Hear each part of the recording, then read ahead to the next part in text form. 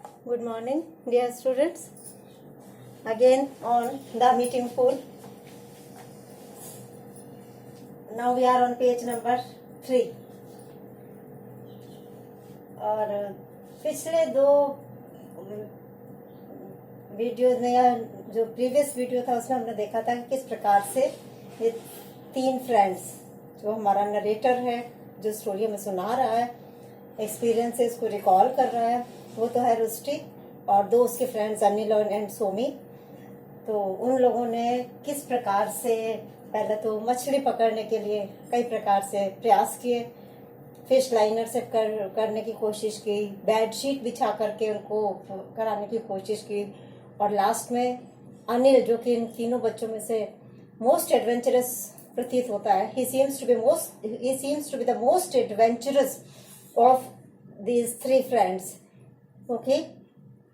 बिना किसी को इनको बताए गए अचानक वो गन पाउडर स्टिक लेके आ गया। उससे उसने इतनी सारे, उसका हिल साइड भी टम्बल होकर के पानी में गिर पड़ी, इतनी सारी मछलियां भी स्टंड हो गई थी, सुन हो गई थी। तो इस प्रकार से ये सब उन्होंने उनके एडवेंचरस डीड्स का उसने डिस्क्राइब किया। उसके बाद उसने ये बताया कि जब इस प्रकार की घटना उन्होंने देख ली तो उसने अनिल को एक और आइडिया आया कि क्यों ना हम पूल को बड़ा कर लें। वो जो पानी का पूल था, जो थोड़ा ताल था, छोटा था, उन्होंने सोचा कि वी कैन एनलार्ज इट, कि हम इसको विस्तार कर सकते हैं। और उनका आइडिया क्या था कि we should dam the water,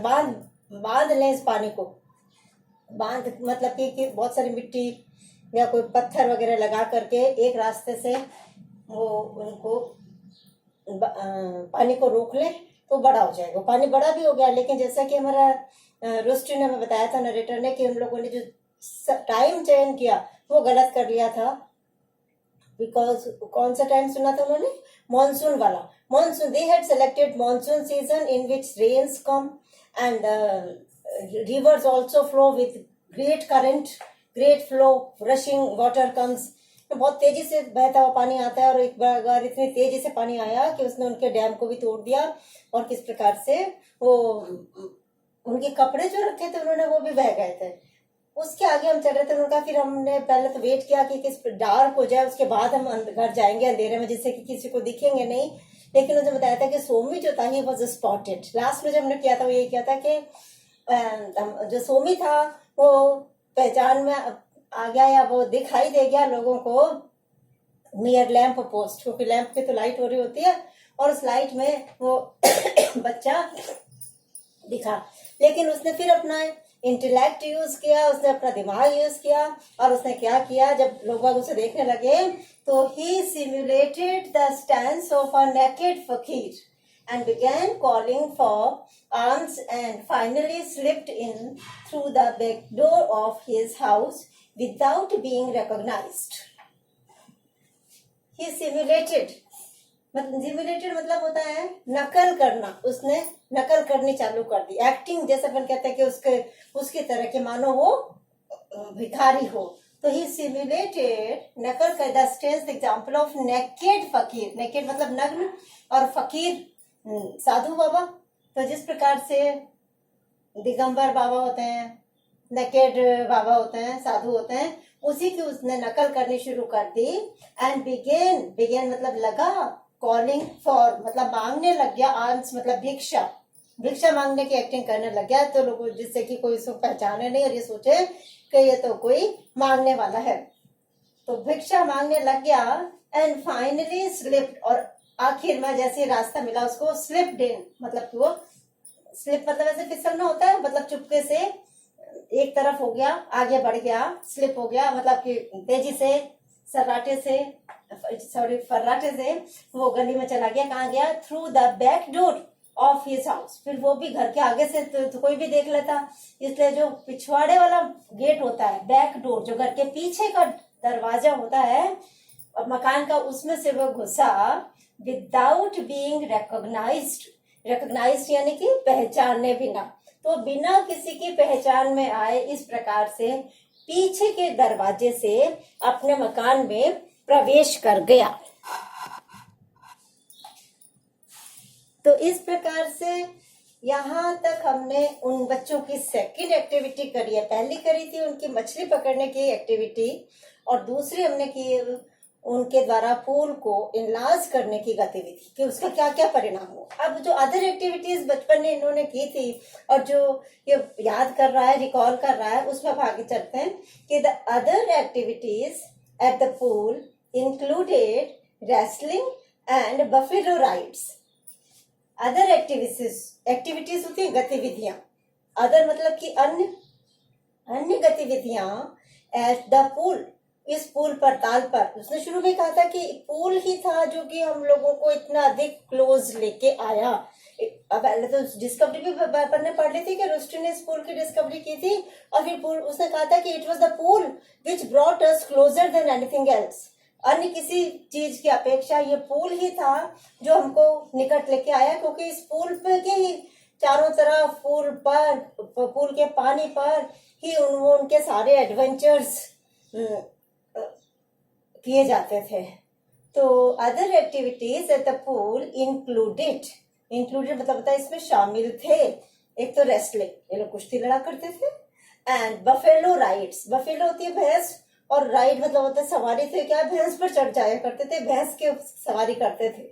तो ये भी हमारी इन बच्चों की पूल की एक्टिविटीज थी।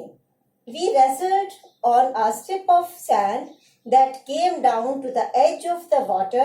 and rode on a couple of buffaloes that sometimes came to drink and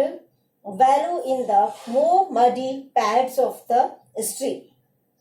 क्या भी रेसर, हम कुश्ती कहाँ लड़ा करते थे, एक स्ट्रिप थी मिट्टी की, सैंड मतलब मिट्टी, स्ट्रिप मतलब पट्टी थी, मतलब थोड़ी सी ऐसी सकरी जगह थी जो मिट्टी की हुआ करती थी। That came down to the edge, came down जो नीचे आ गई थी, एज मतलब होता है किनारा, ऑफ द वाटर पानी। वैसे तो नदी थी, पूल थे, झरने थे, एक पहाड़ियां थी, लेकिन उनमें से बहते बहते बहते क्या हुआ था कि एक किनारे पर मिट्टी आ गई थी, एज ऑफ द वाटर, पूरे पानी के किनारे किनारे मिट्टी इकट्ठी हो गई थी। तो उस मिट्टी पर ये लोग कुश्ती लड़ लिया करते थे। ये तो कुश्ती रेसलिंग क्या हुआ। अब ये जो बफेलो राइड्स है उसका बता रहा है कि रोड राइड मतलब होता है सवारी करना, रोड मतलब हम सवारी करते थे on a couple of buffaloes, कुछ जोड़े जो भैंसों के आ जाया करते थे। और कौन सी भैंसे, दैट समटाइम्स जो कि कभी कभी केम टू ड्रिंक पानी पीने आ जाते थे, एंड वैलो और वहां पे पानी में लोट लगाने के लिए, पानी में पसरने के लिए, in the more muddy pads, और ज्यादा मिट्टी वाले पैड्स मतलब टुकड़े जो होते थे मोटे मोटे, जहाँ ज्यादा मिट्टी इकट्ठी हो गई थी, ऑफ द स्ट्रीम, नदी के किनारों पर, जहां जहां ज्यादा मड के, मिट्टी के पैड बन गए थे, टुकड़े बन गए थे, वहां पर लोट लगाने के लिए, पसरने के लिए और पानी ड्रिंक करने के लिए कभी कभी कुछ एक बफेलोज स्ट्रीम पर, पूल के पास आ जाया करती थी। तो ये लोग उसकी सवारी किया करते थे। वी वुड सिट, अब कैसे करते थे सवारी कि वी वुड सिट, हम बैठ जाया करते थे, अस्ट्राइड, अस्ट्राइड होता मतलब पैर चौड़े करके, मतलब एक पैर इस तरफ भैंस के, एक पैर उस तरफ करके, अस्ट्राइड द बफेलोज, भैंसों के ऊपर, एंड किक, और फिर उनको पैर से किक किया करते थे बैठने के बाद, एंड येल, और चिल्लाते थे चल चल चल जल्दी, एंड अर्ज देम मतलब कि उनको फोर्स किया करते थे फॉरवर्ड, आगे चलने के लिए। मतलब हम उनको किक करते, चिल्लाते, आगे चल करके फॉरवर्ड चलने के लिए उनके ऊपर बैठ के, but we were never able to move them, लेकिन हम कभी भी इस लायक नहीं हुए। बट वी वर नेवर मतलब कभी भी नहीं हुए, एबल मतलब इस योग्य नहीं हुए, इस लायक नहीं हुए, टू मूव देम कि हम उनको इतना सा भी हिला सकें, आगे बढ़ा सकें। एट बेस्ट, और सब बढ़िया से बढ़िया जो कुछ वो हम कर सकते थे, वो क्या करते थे कि वो भैंसे क्या करती थी कि दे वुड रोल ओवर, वो खुद ही रोल ओवर हो जाती थी, लुढ़क जाती थी, ओवर देयर बैक्स, अपनी पीठ के बल पर वो खुद गिरती थी, टेकिंग अस, और हमें भी लेकर के, विद देम, अपने साथ, भैंसों के, देम भैंसों के लिए आया, इनटू द सॉफ्ट मड, वो जो पानी से गीली हुई मिट्टी होती है वो तो सॉफ्ट नरम होती है, सॉफ्ट होती है, मड होती है मिट्टी, तो उस सॉफ्ट मड पर जब भैंसों को ये ज्यादा तंग करते थे, पैरों से मारते थे, आगे चल चल चल चल चल गेल चिल्लाते थे, तो वो क्या करती थी कि रोल ओवर हो जाती थी, गिर जाती थी खुद भी मिट्टी में सॉफ्ट मड पर, और टेकिंग अस विद देम, हमें भी अपने साथ लेकर, इस प्रकार से इन बच्चों को भी मिट्टी पे घेर देती थी। अब मिट्टी सॉफ्ट होती थी और बच्चे तो इतने थोड़े बहुत तो ये इसके आदि हो गए थे, हैबिचुअल हो गए थे, इसलिए उनकी कोई चोट वगैरह लगती नहीं थी। तो इस प्रकार से नेक्स्ट 2 एक्टिविटीज, एक तो रेसलिंग और दूसरी बफेलो राइड, उसने इस पैराग्राफ में बताई है। इट डिडंट रियली मैटर, और फिर कह रहा, जब हम गिर जाते थे गीली मिट्टी में तो कितनी मिट्टी चिपक जाती है जगह जगह, लेकिन इट डिडंट रियली मैटर, लेकिन इससे वास्तव में कोई फर्क नहीं पड़ता था। मैटर मतलब इससे मामला होता है वैसे, पर इट डिडंट मैटर मतलब इससे कोई फर्क नहीं पड़ता था वास्तव में रियली, कि हाउ मडी वी गॉट, कि हम कितने मिट्टी में भर गए, मडी हो गए, कितने कीचड़ में सन गए, मिट्टी में सन गए, क्योंकि because we had only to dive into the pool to wash off the mess, क्योंकि हमारा क्या फर्क पड़ता था, वी हैड ओनली टू, हम हैड के बाद टू लगाने के मतलब हमें केवल करना पड़ता था, ओनली मतलब केवल, हमें केवल क्या करना पड़ता था, dive into the pool, dive मतलब वो डुबकी लगानी पड़ती थी पूल में, हम पूल में एक डुबकी लगाते थे टू वॉश ऑफ, और हमारा सारा धुल जाता था, वॉश ऑफ मतलब धुल जाता था, द मैस मतलब वो गंदगी, जितनी भी मैस मतलब मड जो थी, जितनी भी गंदगी हमारे ऊपर लगी होती थी, जैसे ही हम पानी में डुबकी लगाते थे वो सारी हमारी गंदगी दूर हो जाती थी, तो इससे हमें कोई फर्क नहीं पड़ता था। If it was possible to get off our houses, to get out of our houses undetected at night, we would come to the pool and bathe by moonlight. फिर ये उनकी नेक्स्ट एक्टिविटी है, ये दिन के समय तो ये सब करते ही थे, लेकिन बच्चे थे ना तो इंतजार में ही रहते थे कि कभी उनका मौका हाथ लग जाए। इफ इट वॉज पॉसिबल, यदि यह संभव होता था, क्या संभव होता था, to get out of our houses, कि हम अपने मकानों से बाहर निकल सकें, गेट आउट, आउट मतलब बाहर ना, आवर हाउसेज हम अपने मकानों से बाहर निकल सकें, अनडिटेक्टेड, अनडिटेक्टेड बिना किसी को पता लगे, डिटेक्ट करना पता लगाना, अनडिटेक्टेड बिना पता लगाए मतलब चुपके से, यदि चुपके से हमारे लिए ये संभव होता था कि हम घरों से बाहर निकल जाएं, कब निकल जाएं, एट नाइट, रात के समय, तो we would come to the pool, हम उस समय भी पूल पर आ जाया करते थे, एंड बेद, और नहाया करते थे, बाय मून लाइट, चंद्रमा की रोशनी में, चांद की रोशनी में हम इस पूल में भी नहा लेते थे। वी बेद साइलेंटली, लेकिन जब रात को आते थे तो हम शोर शराबा नहीं करते थे, क्योंकि वी बेद साइलेंटली, साइलेंट मतलब शांति से, बिल्कुल चुपचाप हम नहाते थे, क्योंकि because the stillness and eeriness of the surroundings, एक तो उस समय वातावरण की चुप्पी, स्टिलनेस मतलब जो शांति व्याप्त रहती थी, जो चुप्पी व्याप्त रहती थी, एंड ईरीनेस मतलब एक प्रकार की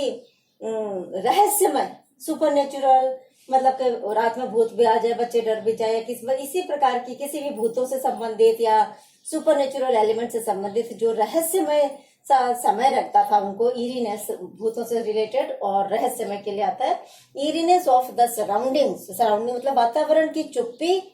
और रहस्य जो था, सराउंडिंग्स ड्यूरिंग जंगल,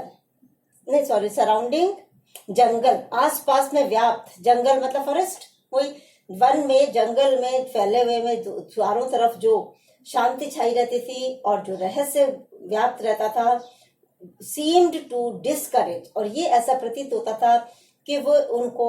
डिस्करेज कर रहा है, मतलब उनको हतोत्साहित, करेज मतलब होता है उनको और ज्यादा साहस बनाना, डिस्करेज मतलब उनका साहस खत्म हो जाता था, हतोत्साहित हो जाते थे वो, उनके हाई स्पिरिट्स, जो हमारा हाई स्पिरिट्स है, जो हमारा उत्साह था, वो थोड़ा सा डिस्करेज रहता था, कम रहता था, लिमिटेड रहता था। तो उस समय की शांति और ईरीनेस को देख करके, रहस्यमय शांति, रात्रि को देख करके बच्चे लोग नहाते तो जरूर थे, लेकिन वो इसमें किसी भी प्रकार की शोर शराबा या अपनी नॉटीनेस नहीं किया करते थे, केवल नहाने को ही वो एंजॉय किया करते थे।